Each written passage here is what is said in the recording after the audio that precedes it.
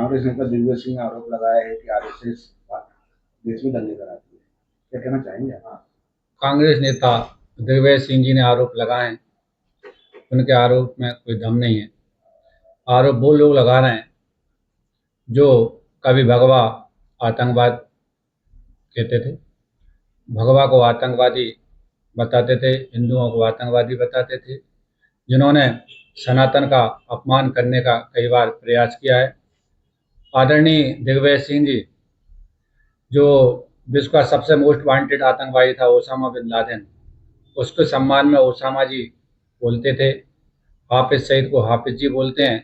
तो उनसे हम किस प्रकार की आशा रख सकते हैं? एक सांस्कृतिक राष्ट्रवादी संघ, राष्ट्रवादी संगठन, स्वयंसेवकों का राष्ट्रीय स्वयंसेवक संघ है, उसके विषय में इस प्रकार की बोलना और इस विषय में सोचना, मुझे लगता है कि उनकी जो मानसिकता है वह जाहिर होती है किस प्रकार के मानसिकता के व्यक्ति हैं।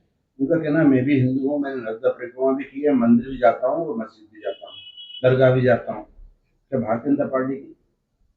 देखिए, भगवान राम जब लंका विजय प्राप्त करने के गए थे तो हम आपने और हमने कालनेमी का, कालनेमी था वो साहब, कालनेमी का जो एक चरित्र है उसके विषय में पढ़ा होगा।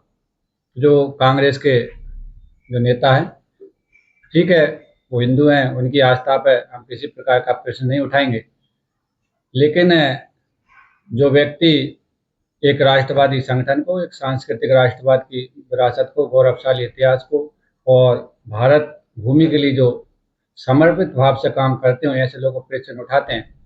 तो अगर वो प्रश्न उठा रहे हैं और वो अपने आप को ये बता रहे हैं, उनको बताना पड़ रहा है कि मैं भी नर्मदा परिक्रमा वासी हूँ, मैं फलाना हूँ, मैं हनुमान जी का भक्त, जो भी, और भी मुझे लगता है बताने की जरूरत क्या है।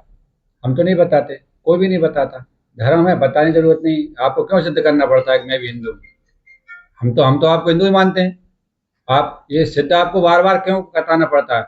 इसलिए बताना पड़ता है कि वोट के लिए आप हिंदुत्व हिंदुत्व करते हो, बाकी हिंदुओं का, सिर्फ हिंदुओं को तिरस्कार करते हो, अपमानित करते हो, और हिंदुओं के हित में आप कभी नहीं बोलते, हमेशा मुस्लिम तुष्टिकरण की राजनीति करते हो। अभी आपने बोला कि दरगाह भी जाते हैं, मंदिर भी जाते हैं, जाए, कोई दिक्कत नहीं। वो आपने सही कहा कि अभी बता रहे हैं कि कोई बता रहा था कि मैं गांव के मंदिर पर दर्शन करने आए, वो आए तो उर्स में होंगे, हमेशा उनका प्रेम यहाँ पर दरगाह शरीफ से ज़्यादा रहता है। उर्स पर दर्शन करने आए, उनको सलाह दी होगी कि मैं गांव के मंदिर में दर्शन कर ही आए।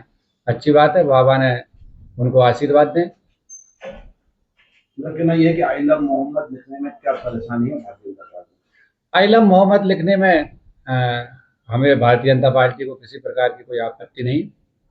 अपने अपने देवी देवताओं के विषय में सभी लिखें, हम लोग भी लिखते हैं, लेकिन अनुशासन में, नियम अनुसार, किसी को चढ़ाने के लिए नहीं, किसी को अ, किसी के सामने जैसे कि लगाना, अब वहाँ हिंदू क्षेत्र है वहाँ क्यों लगाना? आप लिखिए, हम भी हैं, मैं आई लव राम बोलूँ, कोई आस्था है, बोलने की जरूरत क्या है? मैं अपने ईश्वर से प्रेम करता हूँ, मुझे बताने की आवश्यकता नहीं पड़ती। जो लोग बता रहे हैं, मुझे लगता है जो अच्छे मुस्लिम होते हैं, जो वास्तव में इस्लाम को समझते हैं, उनको कभी भी आप इस प्रकार का नहीं देखेंगे। लेकिन कुछ लोगों का है, स्टैंड है उनका, वो करें, उनका व्यक्तिगत निर्णय, इसमें हमें क्या कहना है।